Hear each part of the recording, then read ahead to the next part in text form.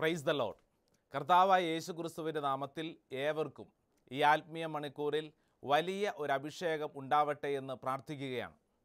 പ്രിയപ്പെട്ടവരെ, അപ്പസ്തോല പ്രവർത്തനം 1-ാം അധ്യായം 8-ാം തിരുവചനം. തിരുവചനത്തിൽ ഇപ്രകാരം പറയുന്നു: എന്നാൽ പരിശുദ്ധാത്മാവ് വന്നു കഴിയുമ്പോൾ നിങ്ങൾ ജെറുസലേമിലും യൂദയായിലും സമരിയായിലും നിങ്ങൾ എനിക്ക് സാക്ഷികളായിരിക്കുകയും വേണം. പ്രിയപ്പെട്ടവരെ, പരിശുദ്ധാത്മാവിനെ സ്വീകരിക്കാനുള്ള ഒരു മണിക്കൂറാണ് ഈ ആത്മീയ വചനത്തിൻ്റെ മണിക്കൂർ. നമുക്ക് പ്രാർത്ഥിക്കാം.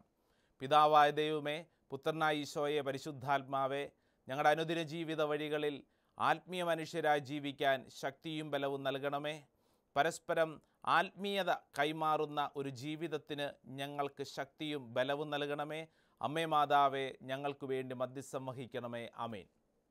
പ്രിയപ്പെട്ടവരെ, ഈ മണിക്കൂറിൽ ദൈവത്തിൻ്റെ ആത്മാവ് നമ്മളെ പഠിപ്പിക്കാൻ ആഗ്രഹിക്കുന്നൊരു പ്രധാനപ്പെട്ട വിഷയം, മാതാപിതാക്കൾ മക്കൾക്ക് എന്താണ് സമ്മാനമായിട്ട് നൽകാൻ ആഗ്രഹിക്കുന്നത്. ഈ വിഷയം ഇത് പറയാൻ കാരണം, എന്നെ കേൾക്കുന്ന ഒത്തിരി മാതാപിതാക്കളുണ്ടല്ലോ. പ്രിയപ്പെട്ട മാതാപിതാക്കളെ, നിങ്ങളുടെ മക്കൾക്ക് നിങ്ങൾ എന്താണ് സമ്മാനമായിട്ട് നൽകാൻ ആഗ്രഹിക്കുന്നത്? ഒത്തിരി സമ്മാനങ്ങൾ കൊടുത്ത് മക്കളുടെ വളർച്ചയിൽ ആനന്ദിക്കുന്നവരാണ് പല മാതാപിതാക്കളും. എന്നാൽ പ്രിയപ്പെട്ട മാതാപിതാക്കളെ, ഈ സമയത്ത് നീ അല്പം കൂടെ ശ്രദ്ധയോടുകൂടെ ചിന്തിക്കണം. നിൻ്റെ ജീവിതത്തിൽ നിൻ്റെ മക്കൾക്ക് നീ എന്താണ് നൽകാൻ സത്യത്തിൽ ആഗ്രഹിക്കുന്നത്. ഇത് മാതാപിതാക്കൾക്ക് മാത്രമുള്ള ഒരു വിഷയമല്ല. പറയുന്ന ഞാനും കേൾക്കുന്ന നിങ്ങളും അനുദിന ജീവിതത്തിൽ ധ്യാനിക്കേണ്ട ഒരു വിഷയമാണ്. നമ്മൾ സത്യത്തിൽ മറ്റുള്ളവർക്ക് എന്താണ് കൈമാറേണ്ടത്? അപ്പസ്തോല പ്രവർത്തനം 1-ാം അധ്യായം 8-ാം തിരുവചനം, ഈശോ അവസാനമായിട്ട് അന്ത്യമൊഴി പോലെ ശിഷ്യന്മാരെ പറഞ്ഞ് ഏൽപ്പിച്ച ഒരു കാര്യമാണ്. എന്താണ് ആ കാര്യം? നിങ്ങൾ എന്ത് ചെയ്യണമെന്നറിയോ ശിഷ്യന്മാരെ? നിങ്ങൾ പരിശുദ്ധാത്മാവിനെ സ്വീകരിച്ച് നിങ്ങൾ എനിക്ക് വേണ്ടി സാക്ഷ്യം വഹിക്കണം. ഈശോ അവസാനമായിട്ട് പറഞ്ഞിട്ട് പോവുകയാണ്. അതുകൊണ്ടാണ് 1-ാം അധ്യായം 9-ാം വചനം അപ്പസ്തോല പ്രവർത്തനങ്ങളിൽ ഇങ്ങനെ എഴുതി വച്ചിരിക്കുന്നു: ഇത് പറഞ്ഞു കഴിഞ്ഞപ്പോൾ അവർ നോക്കി നിൽക്കെ അവൻ ഉന്നതങ്ങളിലേക്ക് സംവഹിക്കപ്പെട്ടു. ഈശോയുടെ അന്ത്യമൊഴി, ഈ ഭൂമിയിൽ ജീവിച്ചിരുന്നപ്പോൾ അവസാനമായി ഈശോ പറഞ്ഞിട്ട് പോയ കാര്യം ഇതാണ്: നിങ്ങൾ ആത്മീയ മേഖലയിൽ എനിക്ക് വേണ്ടി സാക്ഷ്യം വഹിക്കാൻ നിയോഗമുള്ളവരാണ്. അന്ത്യമൊഴി എന്ന് പറയുന്നത് എപ്പോഴും വളരെ പ്രധാനപ്പെട്ട കാര്യമാണ്. ചില കാര്യങ്ങൾ ചിലരെ ഭരമേൽപ്പിക്കുന്ന ഒരു മേഖലയാണ്. പ്രിയപ്പെട്ടവരെ, പഴയ നിയമ പുസ്തകത്തിൽ തോബിത്ത് എന്ന് പറയുന്ന ഒരപ്പൻ, തോബിയാസ് എന്ന് പറയുന്ന മകന് പഠിപ്പിച്ചു കൊടുക്കുന്ന ചില പാഠങ്ങൾ നമ്മളിന്ന് പഠിക്കാൻ പോവുകയാണ്. കാരണം, ഈ വിഷയം ഇത് പറയാൻ കാരണം, കാലം വല്ലാണ്ട് മോശമായിക്കൊണ്ടിരിക്കുകയാണ്. മാതാപിതാക്കൾ മക്കൾക്ക് നല്ല വിദ്യാഭ്യാസവും ലോകത്തിൻ്റെ അറിവും കൊടുക്കുന്നതിൽ ജാഗ്രതയുള്ളവരാണ്, വൈദഗ്ധ്യമുള്ളവരാണ്, അതിനുവേണ്ടി കിണഞ്ഞു പരിശ്രമിക്കുന്നവരാണ്. ഏറ്റവും നല്ല സ്കൂളിൽ വിദ്യാഭ്യാസം, ഏറ്റവും നല്ല സാധന സാമഗ്രികൾ, ഏറ്റവും നല്ല മൊബൈൽ ഫോൺ, എല്ലാം നല്ലത് കൊടുത്ത് വളർത്തിക്കൊണ്ടിരിക്കുന്നു. എന്നാൽ കണ്ണുനീരോടുകൂടെ പ്രായമാവുന്ന പല മാതാപിതാക്കളും സങ്കടപ്പെടുന്നത് കണ്ടിട്ടുണ്ട്. അത് വൃദ്ധമന്ദിരങ്ങളിൽ മാത്രമല്ല, പല വീടുകൾക്കുള്ളിലും മാതാപിതാക്കൾ സങ്കടത്തിലാണ്. കാരണം, അവരുടെ സങ്കടം എന്താണെന്നറിയോ? എന്നോട് കഴിഞ്ഞ നാളിൽ ഒരപ്പൻ പങ്കുവച്ചത് ഇങ്ങനെയാണ്: അച്ഛാ, എനിക്കൊരൊറ്റ മകനേയുള്ളൂ, ഞാൻ അവനെ നന്നായിട്ട് പഠിപ്പിച്ചു, കഷ്ടപ്പെട്ട അച്ഛ വളർത്തി, നന്നായിട്ട് പഠിപ്പിച്ചു, അവനിപ്പോൾ നല്ല ജോലിയായി, ഇപ്പോൾ അവന് ഞാനൊരു ഭാരമാണ്, അവനൊരു ഭാരമാണ്, അവൻ എങ്ങനെ എന്നെ ഒഴിവാക്കണമെന്ന് ചിന്തിച്ചുകൊണ്ടിരിക്കുകയാണ്. പ്രിയപ്പെട്ടവരെ, ഇതൊരപ്പൻ്റെയോ ഒരമ്മയുടെയോ കഥയല്ല, മറിച്ച് നമ്മുടെ ചുറ്റുവട്ടത്തും പല മാതാപിതാക്കളും മക്കൾക്ക് ഭാരമായിക്കൊണ്ടിരിക്കുന്നു. കാരണം, അവർക്ക് അറിവ് കിട്ടി, എന്നാൽ അവർക്ക് കിട്ടേണ്ട ചില കാര്യങ്ങൾ അവർക്ക് കിട്ടിയില്ല. സോഷ്യൽ മീഡിയയിലൊക്കെ ഈ അടുത്ത നാളുകളിൽ പ്രചരിച്ചിരിക്കുന്ന ഒരു വീഡിയോ ചിത്രം ഒരിക്കൽ കൂടെ ഓർമ്മയിൽ കൊണ്ടുവരുന്നു. നിങ്ങളുടെ മനസ്സിൽ നിന്നും മാഞ്ഞിട്ടില്ല എന്ന് ഞാൻ കരുതുന്നു. ഒരു മകള് അമ്മയെ, വളരെ ഭാരമായ അമ്മയെ എന്ന് വെച്ച് കഴിഞ്ഞാൽ, അമ്മയെ വേണ്ട, ഉപദ്രവിക്കാവുന്നിടത്തോളം ഉപദ്രവിച്ചു, സഹികെട്ടു, ഇതിനെങ്ങനെ ഉപേക്ഷിക്കാം? ഈ മകള് അമ്മയെ വീടിൻ്റെ 4-ാം നിലയിൽ കൊണ്ടുചെന്ന് എത്തിച്ചിട്ട് അവിടെ നിന്ന് ടെറസിൽ നിന്നുന്തി താഴത്തേക്കിടുന്നു. പ്രിയപ്പെട്ടവരെ, കൊലപ്പെടുത്തുന്ന മക്കൾ, അമ്മമാരും അപ്പന്മാരും ഭാരമായിക്കൊണ്ടിരിക്കുമ്പോൾ പ്രിയപ്പെട്ട മാതാപിതാക്കളെ, നിങ്ങൾ ഓർക്കേണ്ട ഒരു കാര്യമുണ്ട്. നിങ്ങൾ നിങ്ങളുടെ മക്കൾക്ക് എന്താ കൊടുത്തേ? നിങ്ങൾ നിങ്ങളുടെ മക്കൾക്ക് എന്താ കൊടുത്തത്? കണക്കും സയൻസും ബയോളജിയും മാത്രമാണ് നിങ്ങൾ പഠിപ്പിച്ചിട്ടുള്ളതെങ്കിൽ അവരുടെ തലയിൽ ആ കണക്കും സയൻസും ബയോളജിയും മാത്രമായിരിക്കും. അതനുസരിച്ച് അവർ കൂട്ടാൻ നോക്കും, കുറയ്ക്കാൻ നോക്കും, കാര്യകാരണ സഹിതം ചിന്തിക്കാൻ നോക്കും. കാരണം അവരുടെ തലയിൽ അതേ കിട്ടിയിട്ടുള്ളൂ. കണക്ക് പഠിപ്പിച്ചു വളർത്തി വലുതായി കഴിയുമ്പോൾ അവൻ്റെ തലയിലുള്ള കണക്ക് വെച്ച് അവൻ കൂട്ടി നോക്കും. എൻ്റെ അപ്പൻ എനിക്ക് വേണ്ടി എന്ത് ചെയ്തിട്ടുണ്ട്, എൻ്റെ അമ്മ എനിക്ക് വേണ്ടി എന്ത് ചെയ്തിട്ടുണ്ട്. അവസാനം അവൻ്റെ കണക്ക് പുസ്തകത്തിൽ അവൻ അപ്പന് വിലയിടും, അമ്മയ്ക്ക് വിലയിടും. അവസാനം അവരെ വൃദ്ധമന്ദിരത്തിൽ കൊണ്ടാക്കും. കൊടുക്കേണ്ട ഒരു നിശ്ചിത തുക കൊടുത്ത് ചരിത്രം പൂർത്തീകരിക്കുന്നു. ഇത് നമ്മുടെ മുമ്പിൽ സംഭവിക്കുന്ന ലോകയാഥാർത്ഥ്യം. ഈ അവസരത്തിൽ ഞാൻ നിങ്ങളുടെ ശ്രദ്ധ ക്ഷണിക്കുന്നത് പഴയ നിയമ പുസ്തകത്തിലെ മനോഹരമായിട്ടുള്ള ഒരു രംഗത്തിലേക്കാണ്. അത് മറ്റാരുമല്ല, തോബിത്ത് എന്ന് പറയുന്ന ഒരപ്പൻ തോബിയാസ് എന്ന് പറയുന്ന മകന് കൊടുക്കുന്ന ചില നിർദ്ദേശങ്ങളാണ്. തോബിത്തിൻ്റെ പുസ്തകം 4-ാം അധ്യായം മുഴുവൻ അപ്പൻ മകന് കൊടുക്കുന്ന നിർദ്ദേശങ്ങളാണ്. 4-ാം അധ്യായം 1 മുതലുള്ള തിരുവചനത്തിൻ്റെ അവസാന ഭാഗം 21-ാം തിരുവചനം ഇങ്ങനെയാണ് എഴുതിയിരിക്കുന്നത്. മകനെ, നമ്മൾ ദരിദ്രരായി തീർന്നതിൽ നിനക്ക് ആദി വേണ്ട. നിനക്ക് ദൈവത്തോട് ഭക്തി ഉണ്ടായിരിക്കുകയും നീ പാപത്തിൽ നിന്ന് ഒഴിഞ്ഞു നിൽക്കുകയും അവിടത്തേക്ക് പ്രീതികരമായത് അനുഷ്ഠിക്കുകയും ചെയ്താൽ നിനക്ക് വലിയ സമ്പത്ത് കൈവരും. അപ്പൻ തോബിയാസ് എന്ന് പറയുന്ന മകനോട് പറയുക, മകനെ, നമ്മൾ ദാരിദ്ര്യം അനുഭവിക്കുന്നതിൽ നീ സങ്കടപ്പെടണ്ട കേട്ടോ. നിനക്ക് തരാൻ എൻ്റെ കയ്യിൽ സമ്പത്തൊന്നുമില്ല. എന്നാൽ നീ ചെയ്യേണ്ട ചില കാര്യങ്ങളുണ്ട്.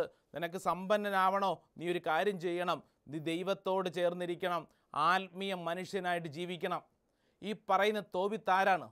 തോബിത്തിനെക്കുറിച്ച് വിശുദ്ധ ഗ്രന്ഥം പഠിപ്പിക്കുന്നത് നീതിമാനായ മനുഷ്യൻ, പരസ്നേഹ പ്രവർത്തനങ്ങളുടെ മനുഷ്യൻ. എന്നാൽ ഏറെ ക്ലേശങ്ങൾ സഹിക്കേണ്ടി വന്നു. കുറേ കാലം അന്ധനായിട്ട് ജീവിക്കേണ്ടി വന്ന വ്യക്തിയാണ് തോബിത്ത്. ഈ ക്ലേശങ്ങളുടെ നടുവിലും തോബിത്ത് എങ്ങനെ ജീവിച്ചുവെന്ന് തോബിത്തിൻ്റെ പുസ്തകം 1-ാം അധ്യായം 11-ാം തിരുവചനം എഴുതി വച്ചിരിക്കുന്നു. ദൈവത്തെക്കുറിച്ചുള്ള ഓർമ്മ എൻ്റെ മനസ്സിൽ നിറഞ്ഞു നിന്നിരുന്നു. ജീവിതത്തിൻ്റെ ക്ലേശങ്ങളുടെ നടുവിലും തോബിത്തിൻ്റെ ഉള്ളിൽ ദൈവത്തെക്കുറിച്ചുള്ള ഓർമ്മ എപ്പോഴും നിറഞ്ഞു നിന്നിരുന്നു. അങ്ങനെയുള്ള ഒരപ്പനാണ് മകനായ തോബിയാസിനോട് ചില കാര്യങ്ങൾ പറഞ്ഞു കൊടുക്കുന്നത്. പ്രിയപ്പെട്ടവരെ, 4-ാം അധ്യായം 1 മുതലുള്ള തിരുവചനം മുഴുവൻ അപ്പൻ മകന് കൊടുക്കുന്ന നിർദ്ദേശങ്ങളാണ്. ആ നിർദ്ദേശങ്ങളിൽ ഒരു ഏറ്റവും പ്രധാനപ്പെട്ട കാര്യം, നിനക്ക് തരാൻ മകനെ എൻ്റെ കയ്യിൽ സമ്പത്തായിട്ടൊന്നുമില്ല, പണമൊന്നുമില്ല. പക്ഷേ നിൻ്റെ കയ്യിലേക്ക് ഞാൻ ചില കാര്യങ്ങൾ ഭരമേൽപ്പിക്കുന്നു. നീ ഇന്ന കാര്യങ്ങൾ ചെയ്യണം. ഞാൻ മരിച്ചു പോയാലും അമ്മയെ നോക്കണം, വേദനിപ്പിക്കരുത് എന്ന് തുടങ്ങിയ നിർദ്ദേശങ്ങൾ ഒന്നിനു പുറകെ ഒന്നായി പറഞ്ഞു കൊടുക്കുമ്പോൾ അപ്പൻ മകന് കൊടുക്കുന്നത് അപ്പൻ്റെ ഉള്ളിലുള്ള ആത്മീയത മുഴുവനാണ്. അപ്പൻ്റെ ഉള്ളിലുള്ള ആത്മീയത മുഴുവനാണ്. എന്നെ കേൾക്കുന്ന മാതാപിതാക്കളെ, നിങ്ങൾ നിങ്ങളുടെ മക്കൾക്ക് എന്ത് കൊടുക്കാനാണ് ആഗ്രഹിക്കുന്നത്? നിങ്ങളുടെ മക്കൾക്ക് എന്ത് കൊടുക്കാനാണ് ആഗ്രഹിക്കുന്നത്?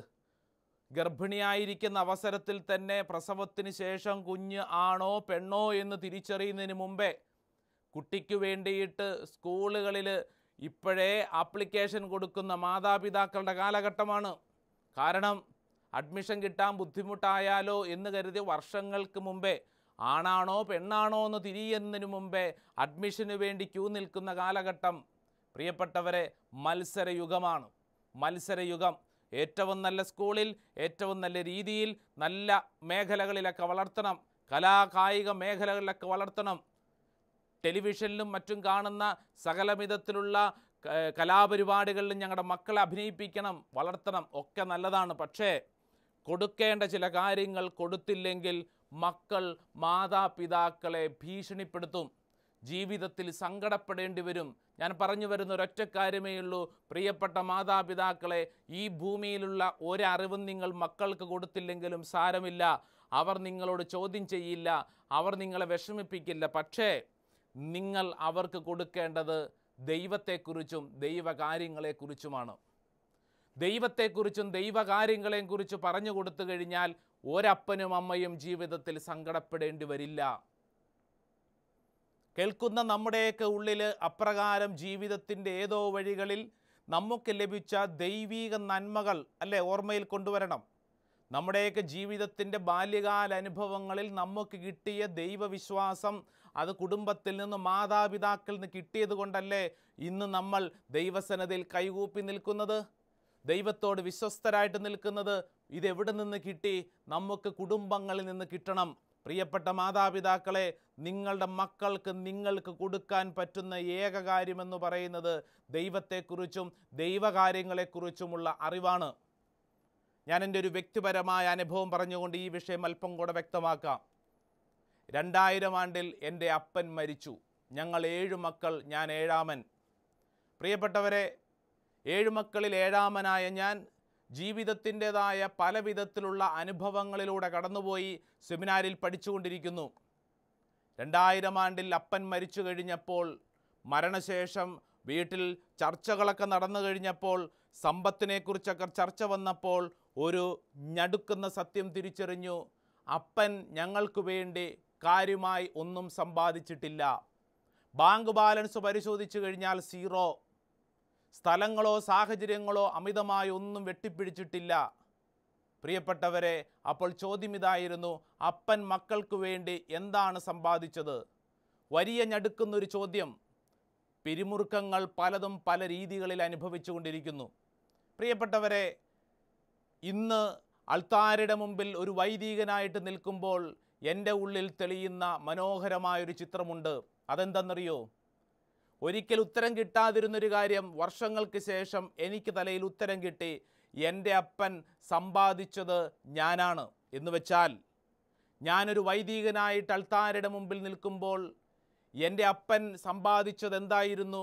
എല്ലാ ദിവസവും പള്ളിയിൽ പോകുന്ന ഒരു കാഴ്ചയാണ് ഞാൻ എൻ്റെ ബാല്യത്തിൽ കണ്ടിട്ടുള്ളത്. അപ്പനിൽ നിന്ന് മുടങ്ങാതെ ദിവസവും രാവിലെ പള്ളിയിൽ പോകും.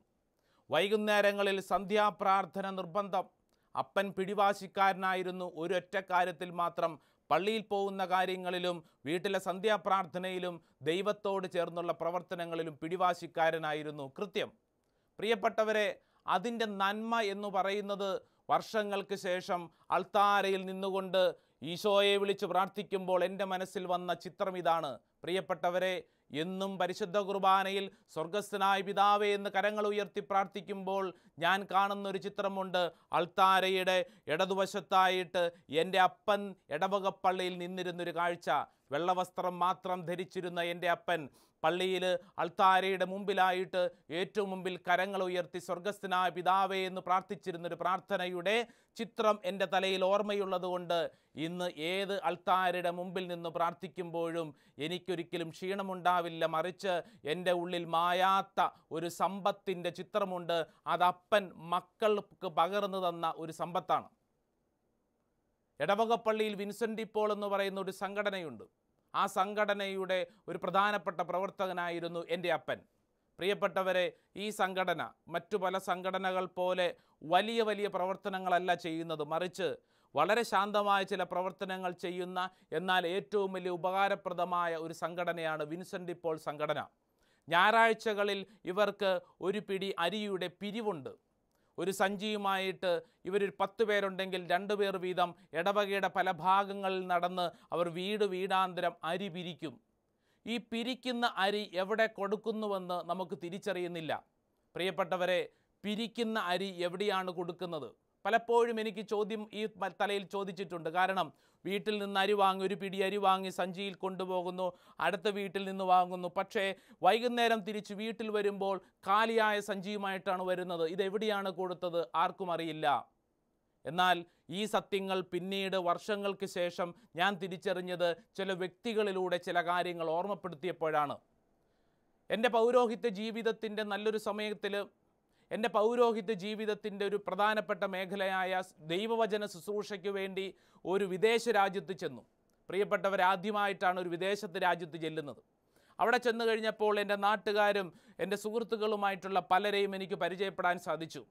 ധ്യാനങ്ങൾക്കൊടുവിൽ ഒരു ദിവസം വിശ്രമത്തിന് വേണ്ടി കിട്ടിയപ്പോൾ എൻ്റെ ഒരു നാട്ടിലുള്ള ഒരു സുഹൃത്തായ വ്യക്തി, വലിയ പരിചയമൊന്നുമില്ല എങ്കിലും എനിക്ക് അത്യാവശ്യം പരിചയമുണ്ട്, വീടറിയാം, ആളറിയാം. ഈ ചെറുപ്പക്കാരൻ വന്നിട്ട് എന്നോട് പറഞ്ഞു, അച്ഛാ, അച്ഛനെയും കൊണ്ട്, അച്ഛൻ ഇവിടെ ഈ രാജ്യത്ത് വന്നിട്ട് പുറത്തെങ്ങും പോകാൻ പറ്റിയില്ലല്ലോ, ഞാൻ അച്ഛനെയും കൊണ്ട് ഈ പ്രദേശത്തേക്കൊന്ന് കറങ്ങി നടക്കട്ടെ, അച്ഛൻ ഞാൻ ഈ പട്ടണമൊക്കെ ഒന്ന് കാണിക്കട്ടെ. ഞാൻ പറഞ്ഞു അതിനെന്താ, നമുക്ക് പോകാമല്ലോ. പ്രിയപ്പെട്ടവരെ, വളരെ കൗതുകമുണ്ട്. അതുകൊണ്ട് തന്നെ വലിയ ആഗ്രഹത്തോടു കൂടി ആ ചെറുപ്പക്കാരൻ്റെ കൂട്ടത്തിൽ ഞാൻ അവൻ കൊണ്ടുവന്നൊരു കാറിൽ, അത്രയും വലിയ മനോഹരമായിട്ടുള്ള കാറ് ഞാൻ ആദ്യമായിട്ടാണ് കാണുന്നത്. കാറിലോട്ട് കയറുന്നതിന് മുമ്പ് ആ ചെറുപ്പക്കാരൻ എന്നോട് പറഞ്ഞു, അച്ഛാ ഇതെൻ്റെ കാറൊന്നുമല്ല, ഈ രാജ്യത്ത് ഏറ്റവും മനോഹരമായിട്ടുള്ള ഇങ്ങനെയൊരു കാറുണ്ടെന്ന് അച്ഛനൊന്ന് കാണിക്കാൻ വേണ്ടിയിട്ടാണ് ഞാൻ കൊണ്ടുവന്നത്. അച്ഛൻ ഇതെൻ്റെ കാറല്ല, ഞാൻ ജോലി ചെയ്യുന്ന സ്ഥലത്തെ വർക്ക്ഷോപ്പിലുള്ള അവിടെ നിന്ന് കൊണ്ടുവന്ന വണ്ടിയാണ് ഞാൻ അച്ഛന് വേണ്ടി കൊണ്ടുവന്ന്. അച്ഛൻ കയറിയിരിക്കും. ഈ ചെറുപ്പക്കാരൻ എന്നെ ആ വണ്ടിയിൽ കിട്ടിയതിന് ശേഷം ഭയങ്കര സന്തോഷമാണ്. ഈ ചെറുപ്പക്കാരൻ എന്തൊക്കെയോ എന്നോട് പറയണമെന്നുണ്ട്. ആ ചെറുപ്പക്കാരൻ എന്നെയും കൊണ്ടുള്ള യാത്രാ വഴികളിൽ അവൻ്റെ ജീവിതത്തിൻ്റെ ഇന്നലകളുടെ പല പല കാര്യങ്ങളും പറഞ്ഞു, കഷ്ടപ്പാട് പറഞ്ഞു, ആ രാജ്യത്ത് വന്നതിന് ശേഷം അവനുണ്ടായ സാമ്പത്തിക മേഖലയിൽ വളർച്ചയെക്കുറിച്ച് പറഞ്ഞു, കുടുംബത്തെക്കുറിച്ച്, ഭാര്യ മക്കളെക്കുറിച്ച് എല്ലാം മനോഹരമായിട്ട് പറഞ്ഞു. ഇതിനിടയിൽ ഞാൻ ശ്രദ്ധിച്ച കാര്യം, അവന് എന്നോട് എന്തോ വലിയൊരു സ്നേഹം. ഞാൻ അവന് വേണ്ടി ഒന്നും ചെയ്തിട്ടില്ല. ഇത്രമാത്രം അവൻ എന്താ എന്നോട് സ്നേഹിക്കാൻ കാരണം? പ്രിയപ്പെട്ടവരെ, യാത്രയുടെ ഒരു നല്ല സമയം കിട്ടിയപ്പോൾ ഞാൻ അവനോട് ചോദിച്ചു, ഞാൻ നിന്നോട് കുറേ നേരമായി ചോദിക്കണമെന്ന് കരുതിയൊരു കാര്യം, നിനക്ക് എന്നോട് ഇങ്ങനെയൊക്കെ ചെയ്യാൻ എന്താ ഇത്രമാത്രം സ്നേഹം? ഞാൻ നിനക്ക് വേണ്ടി ഒന്നും ചെയ്തിട്ടില്ലല്ലോ. എന്നെ പക്ഷേ ഇത്രയും വലിയ കാര്യമായിട്ട് ഇത്രയും വലിയ വാഹനത്തിൽ കയറ്റി ഈ പട്ടണം മുഴുവൻ ചുരുട്ടിക്കാണിക്കാനും എനിക്ക് വേണ്ടി സാധന സാമഗ്രികൾ മേടിച്ചു തരാനും ഒക്കെ നീ കാണിക്കുന്ന ശുഷ്കാന്തി കണ്ടിട്ട് എനിക്ക് മനസ്സിലാവുന്നില്ല. നിനക്കെന്താ എന്നോട് ഇത്രമാത്രം സ്നേഹമുള്ളേ? അപ്പോൾ അവൻ എൻ്റെ മുഖത്തേക്ക് നോക്കിയിട്ട് സാവധാനം ഇരുന്ന് കരയാൻ തുടങ്ങി. എന്നിട്ട് എന്നോട് പറഞ്ഞു, അതാ അച്ഛന് പറഞ്ഞാൽ മനസ്സിലാവില്ല. ഞാൻ ചോദിച്ചു, എനിക്ക് മനസ്സിലായില്ല. അപ്പോൾ അവൻ വീണ്ടും വിശദീകരിച്ചു, അച്ഛനറിയോ, അച്ഛൻ്റെ അപ്പൻ വിൻസെൻ്റ് പോൾ സംഘടനയിലെ ഒരു പ്രവർത്തകനായിരുന്നു. അച്ഛൻ നമ്മുടെ ഇടവകയിൽ അച്ഛൻ്റെ അപ്പൻ വിൻസെൻ്റ് പോൾ സംഘടനയുടെ പ്രവർത്തകനായ അപ്പൻ ഞായറാഴ്ചകളിൽ അരി വീടാന്തരം തെണ്ടി നടന്ന് വാങ്ങിയിട്ട് അത് പല വീടുകളിലും കൊടുക്കും. എൻ്റെ ബാല്യകാലങ്ങളിൽ അങ്ങനെ വിൻസെൻ്റ് പോൾ സംഘടനയുടെ അരി കഴിച്ചാണ് ഞാൻ വളർന്നത്. അച്ഛൻ്റെ അപ്പനൊക്കെ എൻ്റെ വീട്ടിൽ കൊണ്ടുതന്ന അരിമണി കഴിച്ചിട്ടാണ് ഞാൻ എൻ്റെ ശരീരം ഈ രൂപത്തിലായത്. ഇന്നെനിക്ക് ആരോഗ്യമുണ്ട്, സമ്പത്തുണ്ട്, ശേഷിയുണ്ട്. പക്ഷേ എനിക്ക് കിട്ടിയ ആ വലിയ നന്മ എങ്ങനെ തിരിച്ചു കൊടുക്കണമെന്നറിഞ്ഞുകൂടാ. അച്ഛനെ കൈ കിട്ടിയപ്പോൾ അച്ഛനെയും കൊണ്ട് എനിക്ക് ആ സന്തോഷം ഒന്ന് പങ്കുവെക്കണമെന്ന് തോന്നി. പ്രിയപ്പെട്ടവരെ, അവനിരുന്ന് വിങ്ങിപ്പൊട്ടിയിട്ട് പറഞ്ഞു, നമ്മൾ ചെയ്യുന്ന നന്മകൾ മറ്റുള്ളവർ അവരുടെ ജീവിത വഴികളിൽ വ്യത്യസ്ത തലങ്ങളിലാണ് അച്ഛോ അനുഭവപ്പെടുന്നത്. ഒരുപക്ഷെ മരണശേഷമായിരിക്കാം. ഞാനിത് പറഞ്ഞു വയ്ക്കുമ്പോൾ ഒരു കാര്യം കൃത്യമായിട്ട് മനസ്സിലാക്കണം. മാതാപിതാക്കളെ, നിങ്ങളുടെ മക്കൾക്ക് നിങ്ങൾ എന്താണ് സമ്മാനമായിട്ട് നൽകുന്നത്? ദൈവത്തെക്കുറിച്ചും ദൈവകാര്യങ്ങളെക്കുറിച്ചും കൊടുത്തു കഴിഞ്ഞാൽ അത് തലമുറ മരണശേഷവും അത് നിലനിൽക്കും. വീട്ടിൽ കുടുംബ പ്രാർത്ഥന നിർബന്ധം. പ്രിയപ്പെട്ടവരെ, നമ്മുടെയൊക്കെ ബാല്യകാല അനുഭവങ്ങളിലെ കുടുംബ പ്രാർത്ഥനകളൊന്ന് ചിന്തിച്ച് നോക്കിക്കേ. കേരളത്തിൻ്റെ നാട്ടുവഴികളിലൂടെ കടന്നു പോകുമ്പോൾ സന്ധ്യാസമയങ്ങളിൽ ഒരു 7 മണി കഴിഞ്ഞാൽ എല്ലാ വീടുകളിൽ നിന്നും കുടുംബ പ്രാർത്ഥന മനോഹരമായിട്ട് കേൾക്കാമായിരുന്നു. ആ പ്രാർത്ഥനയ്ക്ക് ശേഷം മനോഹരമായിട്ട് പരിശുദ്ധ അമ്മയുടെ ഗീതങ്ങൾ ആലപിക്കും. ഗാനഗന്ധർവനൊക്കെ ഉണ്ടാവുന്നത് ഓരോ കുടുംബത്തിൽ നിന്നാണ്, അല്ലേ? ശ്രദ്ധിച്ചു നോക്കിക്കേ.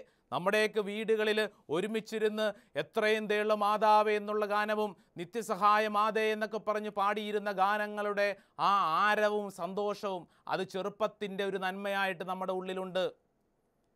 ആ വഴിയരികളിലൂടെ ആരെങ്കിലുമൊക്കെ സന്ധ്യാസമയങ്ങൾ യാത്ര ചെയ്യുമ്പോൾ ഒരു വീട്ടിൽ നിന്ന് ഇതാ എത്രയും ദയുള്ള മാതാവേ എന്നുള്ള ഗാനം കേൾക്കുമ്പോൾ അതിനേക്കാളും ഉച്ചത്തിൽ അപ്പുറത്തെ വീട്ടിൽ നിന്ന് നിത്യസഹായ മാതേ എന്ന് കേൾക്കും.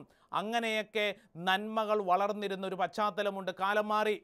ഇന്ന് നിങ്ങൾ സന്ധ്യാസമയങ്ങൾ യാത്ര ചെയ്യ്, നിങ്ങൾക്ക് ഒച്ച കേൾക്കാം. പക്ഷേ കേൾക്കുന്ന ഒച്ചകളൊന്നും നല്ല സ്വരങ്ങളായിരിക്കണമെന്നല്ല, വൃത്തികെട്ട സ്വരങ്ങളായി മാറാം. ടെലിവിഷൻ്റെ സ്വരങ്ങളാണ്, സീരിയലുകളുടെ സ്വരമാണ്. പ്രിയപ്പെട്ടവരെ, കിട്ടിയിരുന്ന ആത്മീയ അഭിഷേകം എവിടെയൊക്കെയോ നഷ്ടപ്പെട്ടു. കുടുംബാംഗങ്ങൾ തമ്മിൽ എത്രമാത്രം വഴക്കുകളുണ്ടെങ്കിലും പിരിമുറുക്കങ്ങളും പിണക്കങ്ങളും ഉണ്ടെങ്കിലും സന്ധ്യാസമയത്തെ കുരിശുവരയ്ക്ക് ശേഷം അവസാനം ഈശോ മിശിഹായ്ക്ക് സ്തുതിയായിരിക്കട്ടെ എന്ന് പറഞ്ഞ് പരസ്പരം സ്തുതി ചൊല്ലി ഒരു ഉമ്മ കൊടുക്കുന്ന ഒരു പതിവ് നമ്മുടെ കുടുംബങ്ങളിൽ ഉണ്ടായിരുന്നു. എത്ര മനോഹരമായിരുന്നു. പ്രഭാതം മുതൽ സായാഹ്നം വരെ നീ വഴക്കുണ്ടാക്കി നിൻ്റെ അപ്പനോടോ അമ്മയോടോ സഹോദരങ്ങളോടോ എത്രമാത്രം കലഹിച്ചാലും ആ സന്ധ്യാപ്രാർത്ഥനയ്ക്ക് ശേഷം നീയൊന്ന് കെട്ടിപ്പിടിച്ചൊരു ഉമ്മ കൊടുത്തു കഴിയുമ്പോൾ തീരാവുന്ന പിണക്കങ്ങളല്ലേ നമ്മുടെ കുടുംബങ്ങളിൽ ഉണ്ടായിട്ടുള്ളൂ. അതിനപ്പുറം ഏത് പിണക്കങ്ങളാണ് ഉണ്ടായിട്ടുള്ളത്? പ്രിയപ്പെട്ടവരെ, നമ്മൾ തിരിച്ചറിയണം, നഷ്ടപ്പെട്ടു പോയ ചില ആത്മീയ മേഖലകൾ നമ്മുടെ ചുറ്റുവട്ടത്തുണ്ട്. അത് നമ്മുടെ കുടുംബങ്ങളിലേക്ക് തിരിച്ചു പിടിക്കാം. ഒരപ്പൻ ഒരമ്മ മക്കൾക്ക് കൊടുക്കേണ്ടത് ഇപ്രകാരമുള്ള ആത്മീയ സമ്പത്താണ്. ആത്മീയ സമ്പത്ത്.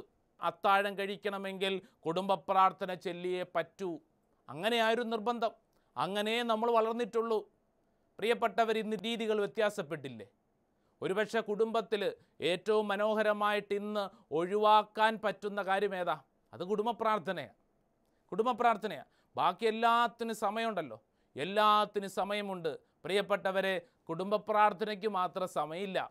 കഴിഞ്ഞ നാളിൽ ഒരമ്മ മകളെയും കൊണ്ടുവന്നിട്ട് എന്നോട് പറഞ്ഞു, അച്ഛാ തലയ്ക്ക് പിടിച്ച് പ്രാർത്ഥിക്ക്, പൈശാചിക പീഡയാണ്. 10ാം ക്ലാസ്സിൽ പഠിക്കുകയാണ് മകള്. ഞാൻ ചോദിച്ചു, എന്ത് പൈശാചിക പീഡ? അച്ചോ, അവളുണ്ടല്ലോ കുടുംബ പ്രാർത്ഥന എന്ന് പറയുമ്പോഴത്തേക്ക് അലർജി കയറിയതുപോലെയാണ്.